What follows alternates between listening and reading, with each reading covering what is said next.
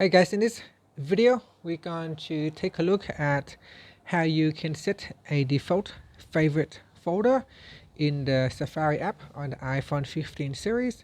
First, let's go back to the home screen by swiping up at the bottom of the screen. Then from the home screen, tap on settings. Now in settings, we scroll down and in here tap on Safari. Next, scroll down and in here we go down and tap on favorites. In favorites, select a folder that you would like to use as the default.